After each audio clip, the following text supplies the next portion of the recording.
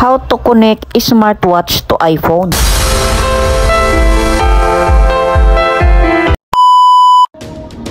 First, reset muna ito, okay? So, kapag nireset mo na yan, mag-on ulit yan.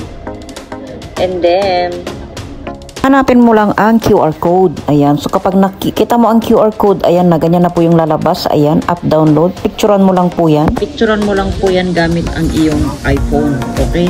So, kapag pinicture mo po yan, isearch mo po siya sa Google. Ayan. Kapag sinearch mo po yan sa Google, lalabas po yung app na yan. Okay? So, nag-download na po tayo para mas mabilisan. May lumabas na app.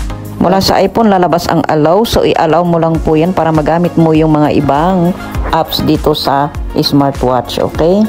Yan, mag-sign up ka na po dyan kung ano po yung lalabas dito na app. Okay?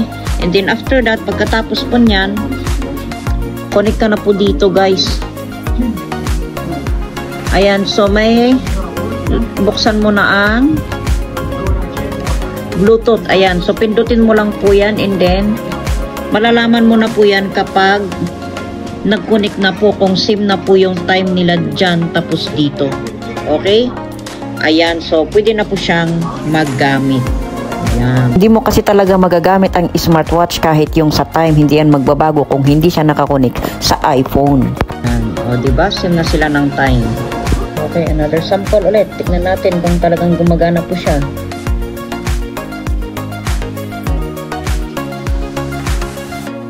Ayan, so wristwatch lang itong nabili natin. So, napakamura po itong nabili natin.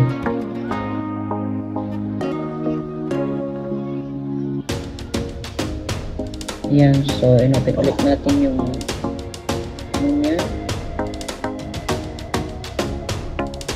Ayan, so may lumalabas ng mga nag-update yan.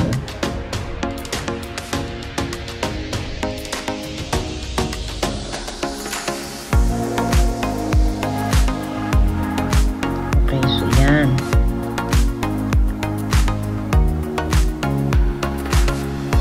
Subukan natin.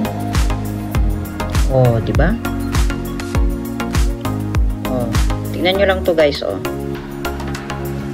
Oh, di ba? Kita nyo yan, guys? Oh. Ayan, so ito, guys, so ayan, so nag-a-active na yung ating Facebook. Okay, ayan na. Yan po yung pangalan ng gamit po natin. Ayan, so nare-receive na tayong mga notifications mula sa iPhone. Dito na natin nakikita yan. Ibig sabihin, gumagana na siya. Okay, so ang bilis lang mag-pair ng smartwatch sa iPhone. If nakatulong po sa inyo ang ating video, pasubscribe naman po yung ating channel. Thank you!